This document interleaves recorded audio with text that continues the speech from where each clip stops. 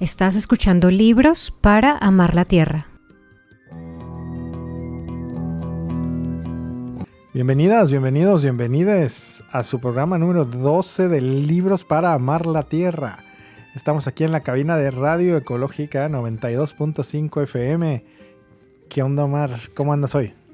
Rulo, alegre por estar de nuevo en esta cabina de Radio Ecológica grabando nuestro penúltimo programa de la temporada en este podcast que, bueno, pues que ya está siendo escuchado cada vez más y bueno, estamos de nuevo, ya lo hemos dicho en otros lados, pero de nuevo hay que decírselos. Estamos muy contentos por sentirnos acompañados por ustedes y pues nos ponemos muy contentos también. Si tienen algunos comentarios, sería muy bueno pues que los pudiéramos leer. Es bien bonito cuando entro a revisar la información en general del podcast y alguien por ahí, que además no sabemos quién es, el nombre de usuario aparece como Angie, dice: este es mi capítulo favorito. Me parece que es el de Angela Davis. Y es bien bonito ver los comentarios que alguien ya tenga un capítulo favorito. Yo no sé si ya tengo el mío. ¿Tú tienes el tuyo, Omar? No sé, es que varios me gustan. Sí, yo también estoy así con esas dudas. Oigan, pero les voy a empezar a contar del libro porque de este libro hay mucha carnita. Tanta carnita que no, este es un costillar completo. Seguramente no lo vamos a comer por completo. Y voy a empezar diciendo que, si no me equivoco, Omar, es el único libro que está en tu biblioteca y en la mía. Entonces... No creo. Yo creo que si nos ponemos a buscar debe haber muchas coincidencias. Al menos de la primera temporada. Ese sí, de los que hemos traído hasta el momento son los que están en cada una de las bibliotecas allá, asomándose. Y entonces Omar ahorita nos lo va a presentar porque él es el que lo trajo hoy a la mesa. Y yo estoy muy emocionado porque Omar hizo una reseña para su Facebook de este libro.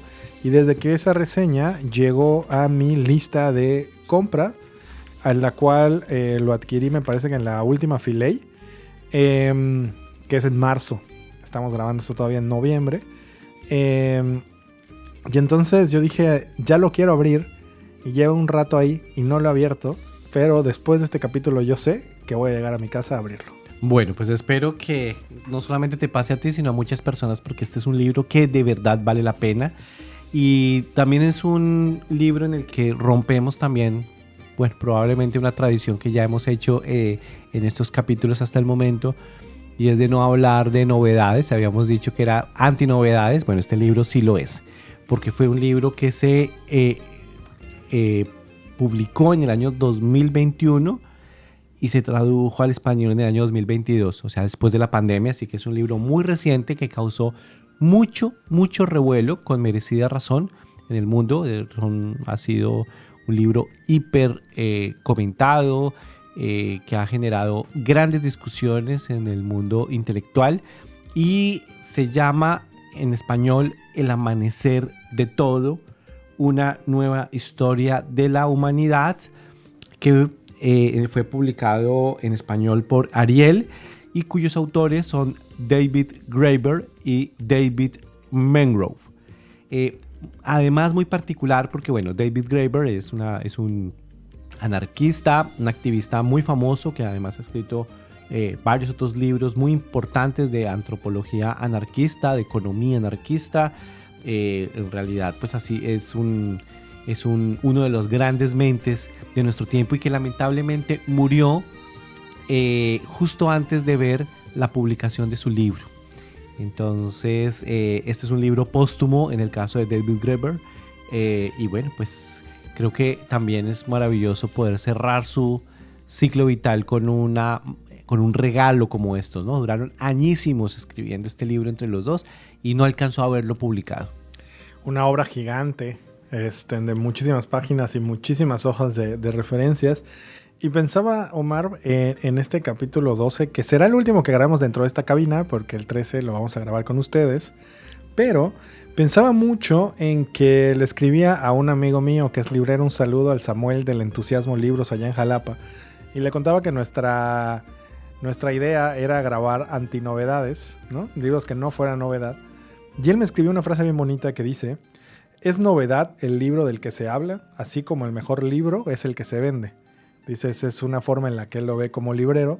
Y me parece que en este caso sí es una magna novedad, también por el impacto que tiene en tu pensamiento y en lo que tú haces.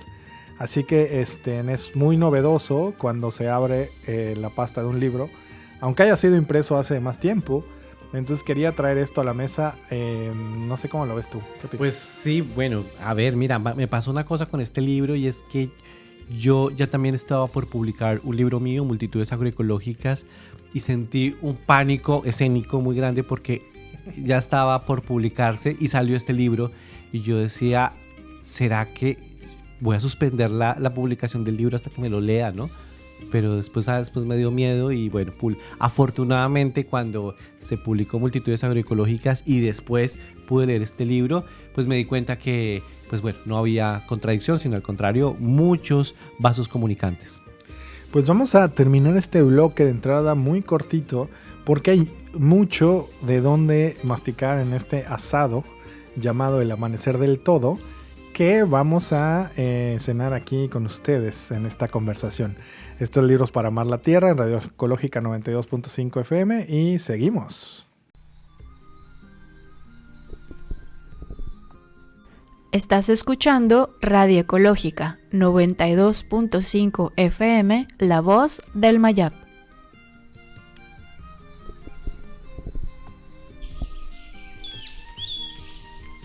Radio Ecológica 92.5 FM presenta Voces Sustentables. En este proyecto se retrató a algunos caminantes que construyen un mundo diverso y sustentable con miras a un futuro esperanzador en la península de Yucatán. Desde la apicultura, por las dunas costeras o en el manglar, reunimos a estas voces de quienes hacen otro mundo posible.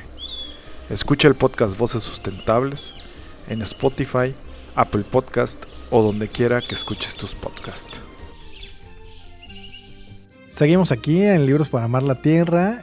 Somos Omar Felipe Giraldo y Rulo ZK hablando de El Amanecer del Todo con, perdón, yo le voy a decir los Davids porque no sé pronunciar ninguno de los dos apellidos.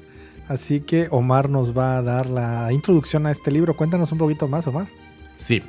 ¿De qué trata? ¿O qué es lo que ellos quieren? Bueno, primero tendríamos que decir que David Graeber es un antropólogo, como ya había dicho, y David Mangrove es arqueólogo comparado, que es una subdisciplina muy importante para estudiar no solamente casos específicos, sino que tiene que ver con una historia en donde va documentando casos para entender las diferencias entre pues, pueblos en diferentes momentos también históricos. ¿Qué es lo que ellos hacen? Un trabajo monumental. ¿En qué consiste? En reunir pruebas científicas, pruebas arqueológicas. También hay que decirlo que la arqueología ha sido una de las disciplinas que ha tenido una revolución paradigmática en los últimos años. Hoy se están descubriendo cosas impresionantes con las nuevas tecnologías como el LiDAR y esto ha generado pues también cambios muy grandes acerca de lo que pensábamos que eran nuestras sociedades. Entonces es muy importante recuperar todo lo que se está publicando desde la arqueología en las revistas especializadas científicas para hacer una revisión histórica de lo que nosotros somos como humanos. Por eso se llama, se subtitula Hacia una nueva historia de la humanidad, nada más ni nada menos. Ellos lo que quieren hacer es reunir pruebas de cómo se desarrollaron las sociedades humanas en los últimos 30.000 años. Entonces, y bueno, lo que ellos quieren hacer es también una crítica hacia esta idea muy lineal de la historia que comparte pues, muchos proyectos, incluso bestsellers muy famosos como estos de Sapiens y Homo Deus y estos libros que se venden en las librerías comerciales, que son muy evolucionistas porque parten de la idea de ellos dicen de una historia muy aburrida, de sociedades simples que van pasando a complejas, de pueblos que comenzaron como en la Edad de Piedra, después se volvieron cazadores forrajeadores, después inventaron la agricultura, inventaron las jerarquías, las ciudades, el Estado-nación, y después llegaron a la sociedad industrial, y es una sociedad, y es una historia pues completamente lineal. Ellos dicen, bueno, cuando nosotros reunimos las pruebas de todo lo que nosotros vamos encontrando, nos damos cuenta que eso realmente es lo que no existe. No hay una forma en donde en las mismas épocas históricas todos los pueblos hayan compartido las mismas formas de organización social, y más bien lo que hay es una inmensidad de formas de organización social y política que coexisten incluso en el mismo momento histórico. Y entonces lo que nosotros tenemos que entender es que la historia es muchísimo más divertida, muchísimo más creativa, más imaginativa, porque los pueblos lo han sido durante muchísimo tiempo, y eso es lo que ellos quieren narrar en este libro.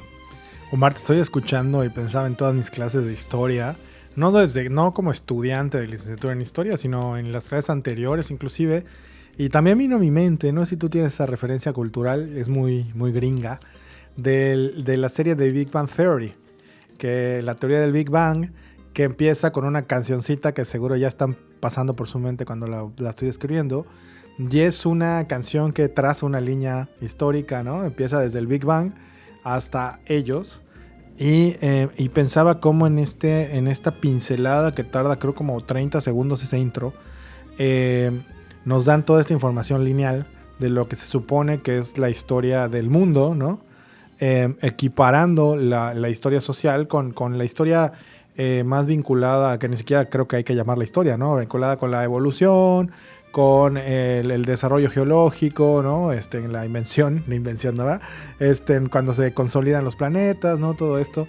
Y entonces es muy chistoso porque pareciera que dos o varias disciplinas que no están relacionadas entre sí. La historia de la humanidad no necesariamente tiene que ser construida de manera lineal, o en otras palabras, no tendría que responder a la lógica evolucionista de Darwin, porque esa estructura de investigación, que es ese positivismo del siglo XIX, de la ciencia del siglo XIX, es el que se instaura en estas clases que seguimos recibiendo hasta hoy, en esta idea de los dinosaurios, y luego desaparecieron los dinosaurios, ya viene la era de piedra como si no hubiera millones de años en medio, y a partir de ahí esta construcción supuestamente evolutiva que nos trae al día de hoy a tener TikTok en mi celular. Sí, es que tiene que ver con una cuestión cultural que está vinculada pues al tiempo lineal del progreso, el tiempo orientado hacia el futuro, el tiempo de un inicio y un fin, de un alfa y un omega, en la Biblia que comienza con el Génesis y hay un Apocalipsis, y todas esas imaginaciones también se llevan a la ciencia, y también se llevan a nuestra mirada hacia la historia, que también es una ciencia. Entonces, claro, si nosotros nos salimos un poco de ese paradigma cultural y vemos los hechos de otra forma, pues lo que va a aparecer es una historia completamente diferente. Bueno, vamos a...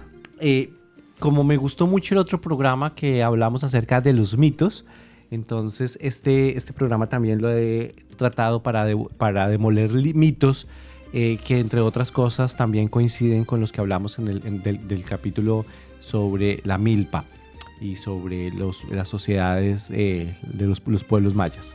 Bueno, vamos a hablar del primer mito, ¿te parece? Primer mito. La sociedad desde el Paleolítico estaba compuesta por pequeños grupos igualitarios vagabundeando por los bosques. ¿Qué es el Paleolítico? Bueno, es un periodo que tendríamos que hablarlo desde hace 50.000 años hasta hace 15.000 años más o menos. Entonces, que coincide también con un periodo geológico muy importante que vendría siendo esta edad de hielo, ¿no? Ok, la glaciación, ¿no? La glaciación. Muy bien, entonces, bueno, ¿qué te imaginas tú, Rulo, cuando te estoy hablando de vagabundeando por bosques? Yo me imagino, fíjate que yo cuando me contaste de yo me imaginé los trabajos pictóricos en las cuevas representando a los mamuts. Y entonces, luego como usaste la palabra bosque, no me puedo imaginar un mamut en un bosque, no sé si vivían en un bosque, pero al menos la densidad de la vegetación en mi mente cuando se construye un bosque en la zona subtropical en la que vivo, pues es demasiado denso para que pueda pasar un mamut. Sería un bosque más como del norte, ¿no? De coníferas. Así que yo me imagino a un grupo de personas. ¿Pero muchas? No, pues no. Un grupito. Un puñado de personas. 50 personas. Sí, no sé cuántas, exacto. Que están cazando, que están matando mamuts. En el bosque, depende del lugar, ¿no? Ese, digamos, es como la historia. Le agregaría, inclusive, esta dimensión muy religiosa del salvajismo vinculado al sexo, ¿no? Esta enseñanza de las religiones judeocristianas, ¿no? Que el sexo es malo. Entonces me los imagino también en una lógica de relación de sexualidad como muy salvaje. Bueno, bueno, porque también esto está vinculado también a ciertas ideas que están asociadas a la civilización, ¿no? Claro. Exacto, ¿no? Que entonces si no son civilizadas, entonces son salvajes, pues se comportan como los animales. Bueno, ¿qué dicen los Davids? Bueno, los Davids dicen que error. No, ¿cómo? No. ¿Qué es lo que...? A ver, hay muchos hallazgos que muestran incluso que estas sociedades que pensaban simplemente como personas que estaban siendo nómadas, yendo de un lugar a otro, buscando su presa y moviéndose sin tener un lugar fijo de residencia, no están así. Porque incluso lo que se ha venido encontrando se han hecho hallazgos de construcciones monumentales con obras públicas, con construcciones de templos en piedra, con ciudades permanentes. Incluso hablan de unas construcciones que están hechas con colmillos y huesos de mamut. Que eso, pues imagínense, o sea, es como pensar siempre. La idea, nosotros hemos pensado que el origen de las ciudades en la historia clásica era un origen en la civilización sumeria, ¿sí? Claro, ¿cómo no? Y no, ahora resulta que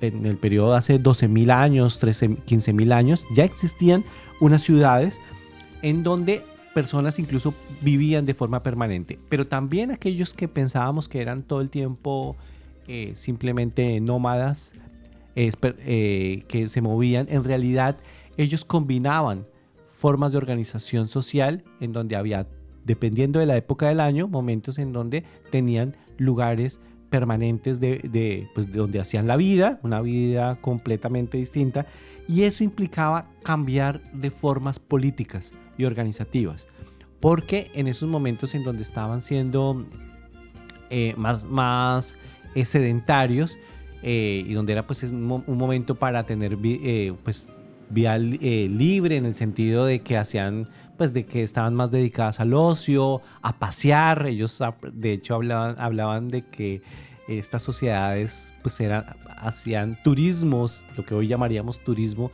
que era pues viajar por placer. Se dedicaban a muchas cosas, a jugar, a hacer bailes de máscaras, a hacer una cantidad de cosas, en donde pues muchas veces no servían ningún tipo de relaciones jerárquicas, pero cuando iban a cazar, ahí las formas jerárquicas cambiaban, e incluso una persona podía ser diferente en dos épocas del año, una en invierno y otra en verano, dependiendo del tipo de organización social. Oye, Omar, entonces todo esto quiere decir, perdón, que Stonehenge no es una anomalía como siempre lo han presentado. Esta idea de las estructuras megalíticas que conocemos pocas, esto quiere decir que si había ciudades funcionales en esta era previa, ¿no? Como a la agricultura,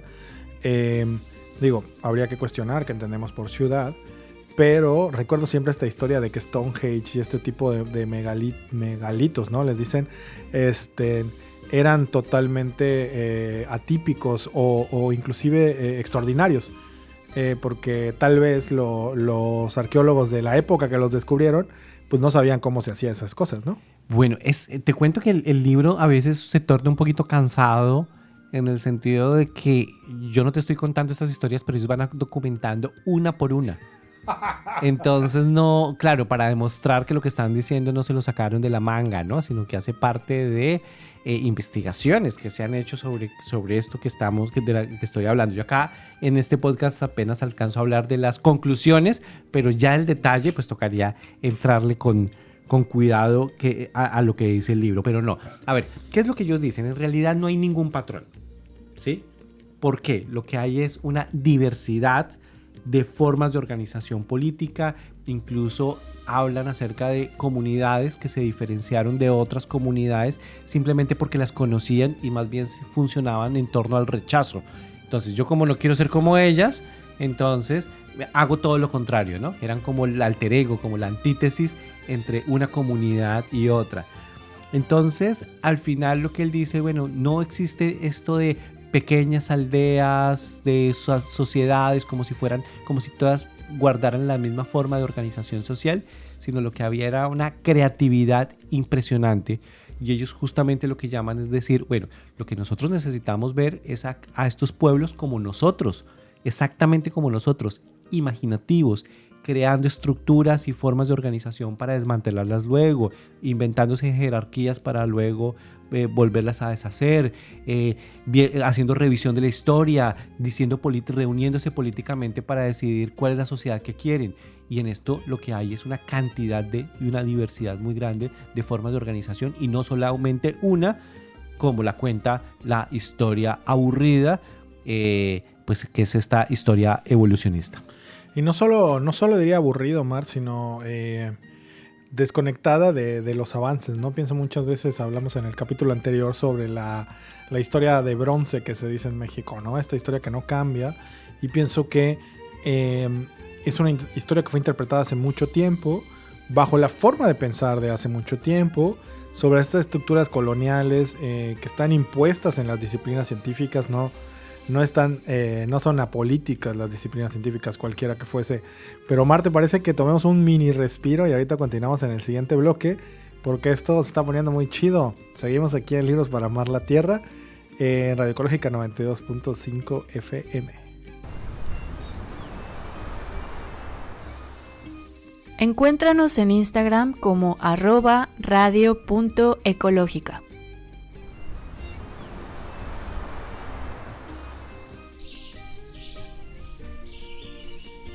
Escucha nuestro podcast hermano Semillas Postcapitalistas en Spotify, Apple Podcast o donde sea que escuches tus podcasts.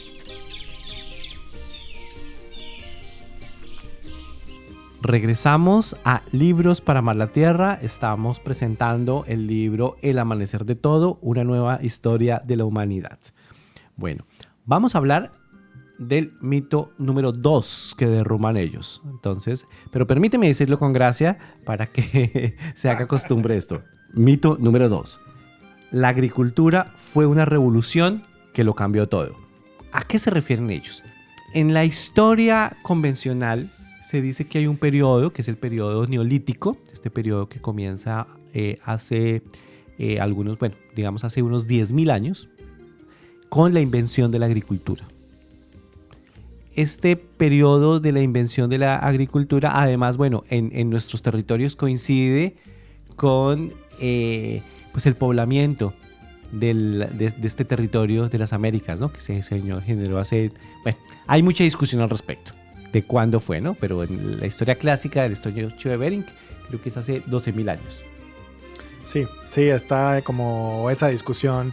Porque me parece que encontraron hace relativamente poco un asentamiento más antiguo de 12.000 años en Chile o una cosa así. Es que justamente eso es lo que está pasando en la arqueología. La arqueología, todo lo que pensábamos que ya era una verdad, hoy la estamos revisando justamente porque están apareciendo cosas increíbles.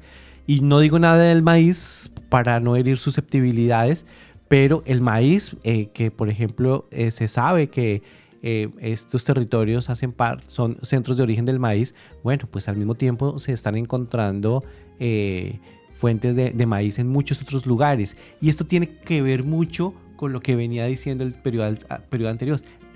Estamos hablando de pueblos viajeros, y los pueblos viajeros significaba que las semillas también estaban repartiéndose y estaban compartiéndose de un lugar a otro, ¿no?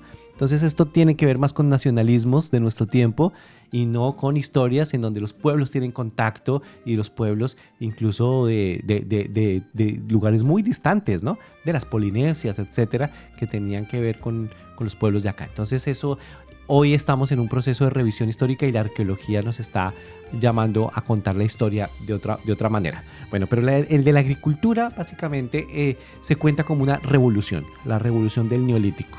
Y básicamente la historia que suele contarse es que pueblos, entonces teníamos sociedades cazadoras que vivían de manera nómada, como cazadoras, recolectoras, forrajeadoras, inventaron la agricultura y entonces se empezaron a sentar en lugares en donde podían tener sus sembradíos, criar sus animales, y que este es el origen de las ciudades, pero también es el origen del Estado-Nación y el origen de la desigualdad.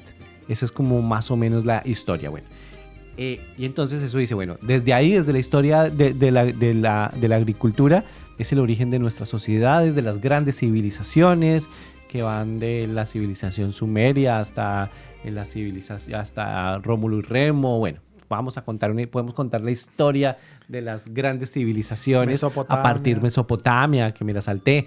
Todas estas historias tienen que ver con una historia que se cuenta de esta forma, ¿no? Bueno, lo que dicen ellos y cuentan es que en realidad esto que se llama una revolución, en realidad parece que no fue ninguna revolución, porque el proceso de volvernos sociedades agrícolas digamos, tardó en un periodo de aproximadamente 3.000 años. O sea, 3 milenios. ¿Qué significa esto? Eso no tiene ninguna idea. Es como demasiado largo ese periodo para una revolución, ¿no?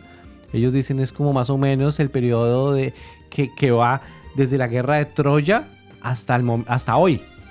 Imagínate que tú hablaras de un periodo que está revolucionario y que duró este tiempo. Pues no. Pues esto habla más bien de un cambio que es muy largo en el tiempo y que tiene que ver con que los pueblos, si bien aprendieron a sembrar, aprendieron a cultivar, lo sabían desde hace mucho tiempo, en realidad lo hicieron de manera muy lúdica, lo hicieron de manera en la que combinaban algunos sembradíos que se generaban en una agricultura de aluvión, en donde cuando los ríos digamos como que dejaban húmedo el espacio, algo que no les causara mucho esfuerzo, porque no querían de alguna manera esclavizarse a las necesidades de un cultivo o de la cría de un rebaño. Entonces los pueblos lo que empezaron fue a hacer como una alternancia, y muchos pueblos incluso que practicaron durante siglos la agricultura después la abandonaron. Entonces lo que había era una agricultura muy itinerante, muy intermedia y combinada con procesos, como te decía, igual que lo que estaba ocurriendo, procesos sedentarios, procesos nómadas y procesos que fueron cambiando de una manera muy intermitente.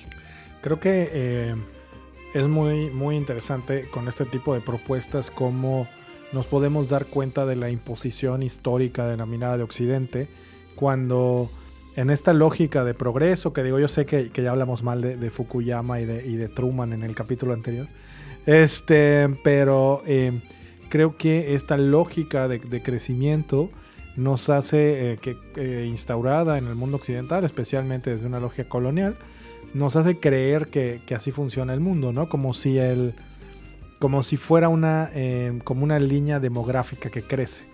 Siento que cuando hacen este análisis demográfico del crecimiento y siempre va en una misma dirección y siempre va hacia arriba, si le haces zoom, te das cuenta que la línea demográfica no va en esa forma y que muchas de las lógicas de la historia misma no funcionan de esa manera, en la cual todo es evolución. Todas las ciudades tienden a ser más grandes, o todos los pueblos tienden a complejizarse, o todas las conquistas tienden a transformar una sociedad y generar una nueva, sino que a veces, pues, no sé, dos pueblos se mataban mutuamente y ya. Pero creo que de repente en esta mirada perdemos la percepción del tiempo. Es mirar una realidad histórica con una medida temporal que se ajusta a mi cuerpo. Lo que yo puedo ver en un paso de 20 años no puede servir de ninguna manera como interpretación temporal para algo de 3000, porque no funciona de esa manera, ¿no? Y el mismo uso de la palabra, pienso en que este libro fue escrito en inglés, ¿no? Y que la palabra revolución en inglés tiene que ver también como con dar vueltas, ¿no? Por eso son las revoluciones de las máquinas, ¿no? De los discos. Y entonces pienso, si la palabra revolución fuera usada desde otra connotación, podría significar solamente dar vueltas sobre un solo eje. Y eso me parecería más... y no cambio abrupto. Y no un cambio abrupto. Y me parecía más congruente con lo que están describiendo los Davids. Sí, pues sí. La idea de un cambio abrupto es la idea que nos han vendido como la historia de la agricultura que cambió de un momento a otro todo y que desde ahí no volvimos a ser nunca los mismos. Bueno, ellos dicen, no, definitivamente esto no aparece en ningún rastro de la historia. Y la otra cosa que tampoco se le puede atribuir a la agricultura y que en el corazoncito me gusta mucho es que la agricultura es el origen de la propiedad privada. Ah, claro. Dicen, pues a ver, al contrario, es muy probable que todas las formas de la creación de sembradíos se hayan prestado muchísimo más a formas comunales de tenencias de la tierra y no a la propiedad privada. Y pues por supuesto, como hoy, pensemos, ya tuvimos un programa de la milpa, en donde, por ejemplo, la milpa se gestiona, que es una agricultura itinerante, se gestiona mucho mejor a través de las asambleas comunitarias y de procesos en donde se ponen de acuerdo para una tenencia colectiva de la tierra que a través de una tenencia privada, porque es una agricultura que va rotando y que implica ponerse de acuerdo entre muchos y que raya con una idea de la propiedad privada. Entonces, no es que no se haya construido, digamos, la propiedad privada desde este periodo, pero ellos dicen no se le puede achacar a la agricultura. Y si realmente tuviéramos que responsabilizar a algo, probablemente más tendría que ver con los centros ceremoniales, porque los centros ceremoniales son lugares que se vuelven privativos del acceso a las personas. Entonces, claro, eso lo hace privativo porque las élites terminan privando ese acceso para la gente pues, que no pertenece a su grupo, a su clase social. Ok, oye, esto sí plantea algunas vueltas. Omar, antes de irnos al siguiente bloque, ¿nos quieres introducir al tercer mito? ¿Nos cuentas el tercero? Bueno, introduzcamos el tercer mito, que es mito 3. Las ciudades necesitan administración centralizada y jerarquía. ¿Por qué este mito? Porque, claro, estamos hablando de un periodo histórico en donde emergen las ciudades, pero entonces esas ciudades son ciudades, bueno, emergen las ciudades, ya estoy diciendo cosas raras, digamos, proliferan las ciudades porque ya estamos hablando de que las ciudades ya existían incluso en periodos mucho más antiguos de lo que pensábamos, pero siempre nos imaginamos que esas ciudades funcionan en formas de jerarquías, pero probablemente esto no es así. Pues lo contaremos al regresar. Pues bueno, seguimos aquí en Libros para Amar la Tierra y regresamos con el mito 3. Estás escuchando Radio Ecológica 92.5 FM, La Voz del Mayab. Seguimos aquí en Libros para Amar la Tierra, en Radio Ecológica 92.5 FM. Y vamos al mito 3 de este libro, El Amanecer de todo, y sobre las ciudades. Y pensaba, Omar, que uno de los retos de esto de interpretar la historia es entender que ciertas palabras que tienen una connotación estática en nuestro contexto, en realidad son totalmente dinámicas en la historia. Por ejemplo, la idea de ciudad. Si pensamos en una ciudad llena de coches como Mérida, Yucatán, que es una ciudad que ha crecido en las últimas décadas en torno a los vehículos, construye ciudades que tienen esta fauna motriz que llena las calles y que desborda las dimensiones del espacio. Pero si estuviéramos, siempre se pone el ejemplo de las ciudades de las bicicletas, ¿no? En Países Bajos, pero si pensamos en una ciudad para caballos, las dimensiones no son tan largas. Si pensamos en una ciudad para personas que van a pie, ¿no? Y si pensamos en ciudades además que por condiciones de seguridad. Tenían que estar las personas más cerca entre sí y defenderse de lo que podía pasar afuera. Son ciudades todavía más compactas. Entonces, para entrar a esta reflexión sobre los mitos y la jerarquía, hay que también empezar a desmitificar el concepto de ciudad. ¿Cómo la ves? Sí, a ver. Y la perspectiva de ciudad que tenemos. A ver, hay una creencia muy grande, muy arraigada. Creo que esto es de las cosas más importantes que ayuda a derrumbar este libro.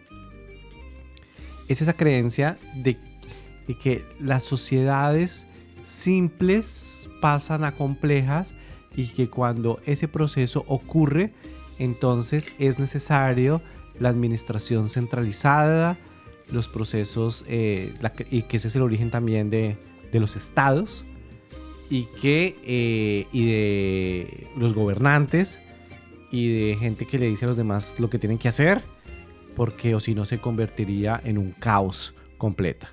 Bueno, ellos dicen, bueno, quién sabe. Hay muchos casos que muestran que grupos muy pequeños han tendido a ser muy jerárquicos. O sea, no necesariamente son procesos asamblearios, autoorganizados, sino terminan siendo muy jerárquicos. Pero lo que ellos cuentan es que incluso en ciudades de muchos habitantes, las primeras ciudades nunca tuvieron administración centralizada, ni tuvieron estas jerarquías, sino que durante siglos se terminaron autogobernando sin palacios, sin burocracias y más bien mediante una proliferación muy grande de asambleas locales. Y entonces hay un caso que a mí me encantó en el libro porque nos llega al corazón, que es el caso de la ciudad de Teotihuacán. Esta ciudad, los que son turistas siempre tienen que llegar pues a la Ciudad de México y pues hay que ir a la Pirámide de la Luna, a la Pirámide del Sol, a la Calzada de los Muertos, al Palacio de Quetzalcóatl, y eso es lo que nos muestran que fue la ciudad y lo que nos cuentan los guías, y no es que no hayan existido, sino que hay un periodo muy interesante del periodo de Teotihuacán, que fue un periodo en el que no se sabe muy bien qué fue lo que ocurrió, pero suspendieron la construcción de estos enormes centros ceremoniales. Hay algunos que hablan que fue una revolución, a mí me gusta pensar lo que fue así, pero más allá de lo que me guste pensar, lo que empezó a ocurrir es que en el máximo esplendor de la ciudad, que estamos hablando del año 300 después de Cristo, la ciudad encontró una forma de autogobernarse con asambleas barriales. Entonces, y empezó un proceso de construcción ya no de nuevos centros ceremoniales para las élites, sino de barrios y multifamiliares, como centros departamentales, además que vivían muchas personas de muchas partes de territorios que llegaban a Teotihuacán. Se construyeron 2.000 departamentos para 10.000 residentes, que eran todos, y dicen, bueno, este es probablemente un periodo en el que existió la mayor igualdad conocida y probablemente la mejor calidad de vida conocida en su momento, que se construyó absolutamente sin jerarquías. Y hay otro caso que coincide con lo que ya habíamos hablado en el caso de los mayas, particularmente en lo que la historiografía llama el periodo posclásico, que ocurre después de lo que se llamaba el colapso. Bueno, habíamos hablado que el colapso, según los autores que vimos en el libro de El Jardín Forestal Maya, Annabel Ford y Ronald Knight, ellos decían que el colapso de la civilización maya es un colapso de las ciudades, de esta conformación jerárquica, de las guerras y que las personas se dispersaron. Bueno, este periodo que pareciera como ya que se acabaron los mayas, ya lo habíamos dicho, es un periodo que fue muy interesante entre el 900 y 1520 después de Cristo, en el que dicen se creó una relativa igualdad pues que no se había conocido, porque los pueblos se dispersaron, ya no volvieron pues a construir de nuevo centros ceremoniales, ciudades, sino que se concentraron en hacer una vida más austera, más igualitaria. Sin embargo, estas historias, la historia convencional, nos las deja a un lado, porque la historia está mucho más concentrada en hablar de reinos, de guerras, de palacios, de grandes construcciones, y toda esta historia, que probablemente es una historia muchísimo más interesante, más creativa, más imaginativa, de igualdad, de construcción equitativa de los pueblos, de procesos de ensayos políticos, muchos de ellos liderados incluso por mujeres, han sido procesos que la historia ha dejado como a un lado, porque la historia normalmente está más concentrada es muy patriarcal. Nos gusta lo faraónico, lo monumental, lo gigante, lo que se ve, y no nos gustan esas otras historias. Bueno, ellos lo que dicen es muy probable que nosotros tengamos que mirar esta historia de los pueblos autogobernándose como la historia central, y es que esos otros casos de los procesos de las burocracias, de las centralizaciones, ellos dicen todo lo contrario. Hay que voltear la tortilla y ver que esos otros procesos son más bien casos aislados que están rodeados de territorios, de poblaciones en autogobierno. Esta mirada muy anarquista, pero para mí es una mirada que me da mucha esperanza, porque dice, aquí en todos estos, en toda la historia siempre se ha contado desde los reyes, desde los faraones. Bueno, también hay una parte muy importante en el libro sobre Egipto, y nos cuentan esa historia, pero pero esa historia está lejos de ser real, porque la evidencia arqueológica nos dice otra cosa, y es que lo central no es esto, sino es la historia que se hace lejos de la autoridad, lejos de los gobiernos autoritarios, y que por supuesto han existido, pero que no es lo fundamental. Y entonces eso nos lleva a la conclusión de este libro. Antes de llegar a la conclusión, Omar, pensaba en que me trajiste un flash así muy fuerte en este capítulo, que ya está mirando hacia el final del capítulo, con que tuve una época de estudiante de historia muy obsesionado con la demografía. Y entonces estuve leyendo algunas cosas sobre demografía en alguna época. Ahorita vinieron algunos datos y pensaba en preguntas que yo me hacía estudiando cosas de demografía. Algo muy interesante de la demografía es que el tiempo histórico es más largo. Es decir, no sirve analizar un proceso de una vida de una persona considerando que la media de vida durante mucho tiempo fueron 30 y tantos años. Pues no nos sirve pensar en una o dos generaciones, sino tienes que pensar en 4, 5, 6, 7 para entenderlo. Y entonces yo me preguntaba como de si interpretamos a estas personas como seres como tú y como yo, ¿por qué pasarían 10 generaciones sin buscar reorganizarse políticamente de otra manera bajo la lógica faraónica? Tendría que haber, desde una mirada más Foucaultiana, tendría que haber resistencias a ese ejercicio del poder que evidentemente no están narradas o no están retratadas en la historia patriarcal, colonial, capitalista. Y entonces me pasa mucho cuando voy a sitios arqueológicos, cuando llegan amigos turistas aquí a Yucatán, y a mí me gusta mucho Uxmal. Y entonces no sé cuál es el número de población que vivió esa ciudad. Ahorita fallaría poniendo un número, pero recuerdo mucho que en alguna de las placas dice más o menos en el momento donde más gente había, calculamos que había tanta gente, ¿no? Y en estos edificios que están reconstruidos, en la gran mayoría solamente participaban las élites. Y entonces digo, bueno, pero ¿dónde vivía toda esa gente, no? Entonces en un mapa más o menos te muestra la dimensión y tú estás viendo esto y ves como la proporcionalidad. Y es como, pero ¿por qué solo vemos una parte de la historia? Yo pienso exactamente lo mismo. Siempre yo llego allá y cuando veo pues sitios, justamente lo que dicen, sitios sagrados o burocracias que son privativas para el acceso de todo lo demás, pues la vida de la ciudad está ocurriendo en otro lado, en la periferia. Pero como no conservamos esas grandes ruinas de esos otros lugares, pues, o están entre la selva, pues pareciera que estuvieran completamente afuera de la historia, ¿no?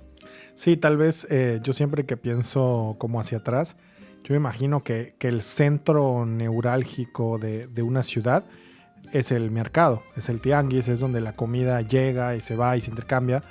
Y entonces en mi mente el centro puede o no tener un poder político, puede o no tener un poder económico, pero sí tiene que tener un poder alimenticio ahí, ¿no? Y me imagino que ese es el centro para mí, el centro neurálgico de las ciudades, que muchas veces, desde una interpretación de esta lógica colonial capitalista, pues en realidad es como estos centros históricos de la Nueva España en general, pero de toda la colonización española, que tienen de un lado la iglesia, de un lado el Palacio de Gobierno, de un lado la casa de la persona más rica, y del otro lado, ya se me olvidó qué va, pero si ya está la iglesia y el Estado, ya está todo ahí, ¿no? Y eso es lo que se entendía antes en esta forma de entender la historia.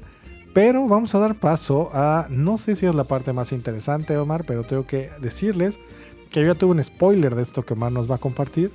Así que vamos mirando hacia el final de este programa, en el atardecer de esta conversación, del amanecer de todo. Son varias las conclusiones de este libro, pero bueno, ya varias las adelantamos. La primera es que ese es un libro que pone en el centro la dimensión política de los pueblos. Que esta idea de que uno puede hacerse la historia, es muy raro que hayamos pensado que solamente corresponde a las personas de la modernidad. Es una idea muy extraña, ¿no? Porque hay que recordar que la modernidad se define como un proceso en donde las personas dejan de estar regidos por la tutela teológica y empiezan a creer que pueden hacer la historia al margen de la voluntad divina. Bueno, pues esto es una historia muy local, muy provincial, pero en realidad en la larga historia de la humanidad, eso es lo que han hecho los pueblos: imaginar creativamente cómo hacer las sociedades en las que quieren vivir, y que así como nosotros lo hacemos cotidianamente, lo mismo ocurrió en las sociedades hace 25.000 años atrás. Entonces esta es una idea muy importante porque nos ayuda a poner la creatividad política y la imaginación social de los pueblos en el centro de esta discusión, y que lo que han hecho los pueblos ha sido ensayar, ser creativos, imaginativos, crear formas políticas, sociales, unas y otras, ponerlas a revisión, y que eso es lo político, eso es lo fundamental de lo político. Lo segundo es que no hay orígenes de nada, ni la desigualdad social, ni hay un solo origen de la propiedad privada, ni menos se le puede adjudicar a la agricultura, ni se puede decir que los cazadores recolectores eran más igualitarios, ni se puede decir tampoco que las grandes ciudades no pueden gestionarse sin líderes y sin burócratas. Todo esto se echa abajo, y más bien lo que hemos aprendido de esta otra historia es que la gente no siempre acepta su sometimiento, y hay grandes periodos históricos de libertad que muchas veces se pierden, pero que después se reconquistan y se vuelven a reinventar. Y estos periodos de la recuperación de la libertad, curiosamente, suelen ser los periodos históricos más ignorados por la historiografía, y que ellos dicen, al contrario, estas otras historias que son mucho más sencillas, más simples, pero profundamente interesantes, son aquellas que son más fecundas para imaginar otros futuros alternativos. Tenemos que pensar en otra historia, dicen ellos, una historia donde los descubrimientos importantes sean los autogobiernos a escala comunitaria, las ciudades gobiernadas por consejos de barrio, los sistemas de gobierno donde las mujeres ocupan un lugar central, formas agroecológicas no basadas en la propiedad privada, y donde las pirámides, las estatuas, los palacios, los santuarios sean apenas curiosidades. Porque hoy la pregunta que nos tenemos que hacer no es ¿cuándo llegamos a ser desiguales? Porque esa es una pregunta que ya carece de sentido con todo esto que hemos estado hablando, que es una pregunta rusoniana por excelencia, y más bien tendríamos que preguntarnos en qué momento quedamos atascados en una sola forma de organización política, y cómo necesitamos desbloquear nuestra capacidad imaginativa y nuestras inercias para fundar otros mundos posibles. Oye, Omar, pues yo quisiera cerrar con una imagen que vino a mi mente, y es una dicotomía en la cual, en mi forma de ver la historia, está un señor que se llama Enrique Moradielos, que tenía un libro que leímos cuando estábamos en tercer semestre, que se llama Las caras de Clio, y es un libro súper de historia tradicional, positivista, en el cual le tiraba mucha mala onda a la historia, ahí le llamaban postmoderna en esa época en la que se escribió, por ahí de los 80s, y Y frente a él está Hallwatch, que tal vez te acuerdes que lo cito mucho en mi tesis de maestría, que habla de la memoria colectiva. Y pensaba que escuchándote y escuchando esta reflexión y pensando en torno a esto, entiendo por qué me decanté más por formarme históricamente por alguien que hablaba de la memoria y no de la historia de manera tradicional, y que eso hace más fácil que yo pueda disfrutar estas otras narrativas que se construyen hoy, esta historia que estamos haciendo día a día, y que evidentemente me parece más importante escuchar a las organizaciones de base, escuchar a la gente que trabaja la tierra, escuchar a la gente que utiliza sus manos para construir su propia historia, que pensar en esta historia, la que suele narrarse, que son la de los políticos, o en el caso de México hoy, la historia de las mañaneras. Tendríamos que llegar a un momento en donde las portadas de los periódicos fueran de esas historias y no las portadas fueran lo que dijo la Presidenta de la República, lo que dijo el gobernador, y más bien lo que ocurre a ras de tierra. Pues esto fue todo en el capítulo 12 de Libros para Amar la Tierra. Escuchen nuestro último episodio la semana que viene. Y pues nada, sigan al pendiente que ya acordamos que volveremos. Que esta no será la única temporada de Libros para Amar la Tierra, sino la primera. Ahora ya se los digo formalmente. Y pues seguimos aquí en Radio Ecológica 92.5 FM. Muchas gracias por habernos escuchado el día de hoy. Este episodio fue grabado en la cabina de Radio Ecológica 92.5 FM en Mérida, Yucatán. La producción del programa está a cargo de Rulo ZK y Omar Felipe Giraldo. El diseño de sonido y la grabación son de Rulo ZK.